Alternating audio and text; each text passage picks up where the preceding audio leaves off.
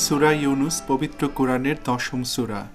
মক্কায় অবতীর্ণ এ সূরায় রয়েছে 109টি আয়াত ও 11টি রুকু।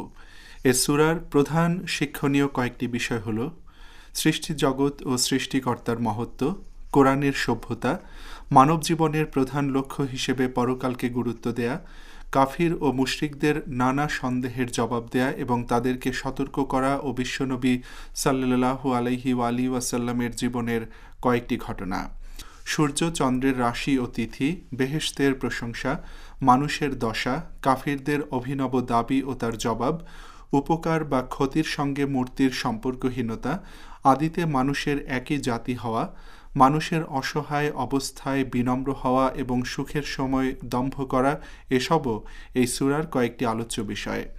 এছাড়াও দুনিয়ার উপমা, দুনিয়ার স্থান, কিয়ামতে অপরাধীদের মুখ কালিমালিপ্ত হওয়া, আল্লাহ কারো উপর জুলুম করেন না, দুনিয়ার অবস্থান ক্ষণিকের জন্যে, কোনো লোক নিজের লাভ ক্ষতির মালিক নয়, দুনিয়ার সমগ্র সঞ্চয় গোনার বিনিময় হতে পারে না, কোরআন মনোরোগের আরোগ্য, আল্লাহর সর্বজ্ঞ হওয়া, আল্লাহর আউলিয়ার পরিচয়, এসব এই সূরার আরও কয়েকটি গুরুত্বপূর্ণ আলোচ্য বিষয়। এছাড়াও আল্লাহর কোনো সন্তান না থাকা, প্রতিটি বিষয়ের অবশ্যই প্রমাণ থাকা, হজরত নূহ ও মূসা আলাইহিস সালামের ঘটনা, মসজিদের বিশেষ মর্যাদা, ফিরআউন বাহিনী ও তার নিমজ্জিত হওয়া, ইউনুস আলাইহিস সালামের সম্প্রদায়ের ঘটনা, এসবও সূরা ইউনুসের আলোচ্য বিষয়। বিশ্বনবী হজরত মুহাম্মদ সাল্লাল্লাহু আলাইহি ওয়াসাল্লামের নবুয়াত লাভের প্রথম দিকে সূরা ইউনুস নাজিল হয়েছিল। এই সূরা ৯৮ নম্বর আয়াতে ইউনুস নামটি উল্লেখ হয়েছে। পবিত্র কোরআনে মোট 4 বার ইউনুস নামটি এসেছে। এই সূরার প্রথম 2 আয়াতে মহান আল্লাহ ইরশাদ করেছেন, মহান দাতা ও পরম করুণাময় আল্লাহর নামে শুরু করছি, আলিফ লাম র। এগুলো হিকমতপূর্ণ কিতাবের আয়াত।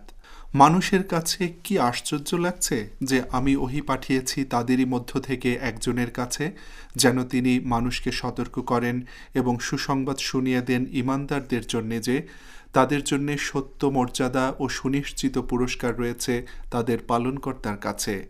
কাফিররা বলতে লাগলো, নিঃসন্দেহে এ লোক প্রকাশ্য জাদুকর। এখানে পবিত্র কোরআনকে মহান আল্লাহ হাকিম বা প্রজ্ঞাময় বলে উল্লেখ করেছেন, কারণ কোরআনের বাক্যগুলো এত শক্তিশালী ও চূড়ান্ত যে তা সব ধরনের ভুল, মিথ্যা ও কল্পনা এবং কুসংস্কার দূর করে দেয়।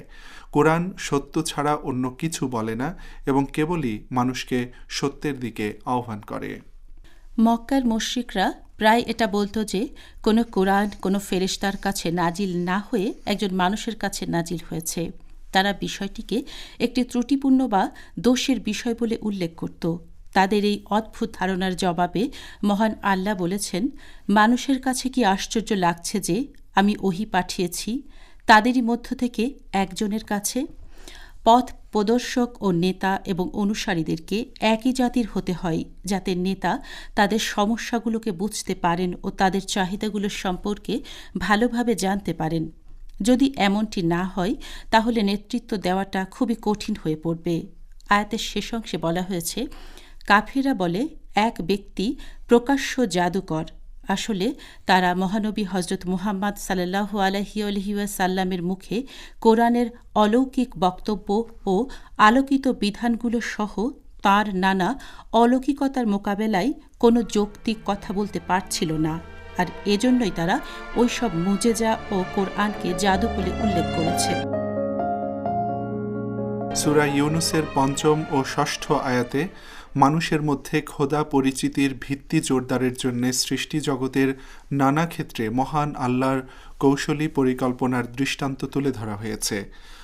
মহান আল্লাহ বলছেন, তিনি সেই মহান সত্তা যিনি বানিয়েছেন সূর্যকে উজ্জ্বল আলোকময় আর চন্দ্রকে স্নিগ্ধ আলো বিতরণকারী রূপে, এবং অতঃপর নির্ধারিত করেছেন এর জন্যে মঞ্জিলগুলো, যাতে করে তোমরা চিনতে পারো বছরগুলোর সংখ্যা ও হিসাব। আল্লাহ এসব কিছু এমনিতেই সৃষ্টি করেননি, তিনি যথার্থতা ও প্রজ্ঞাময়তার সঙ্গে এসব সৃষ্টি করেছেন। তিনি প্রকাশ করেন কোরআনসহ নিজের নানা নিদর্শন সেই সমস্ত লোকের জন্যে যাদের জ্ঞান আছে। সূর্যের আলো জীবন্ত প্রাণী ও উদ্ভিদের প্রভৃতির জন্য আলো ও তাপের উৎস। বায়ু প্রবাহ ও নদ নদীর স্রোতধারাও এই সূর্যের সঙ্গে সম্পর্কিত।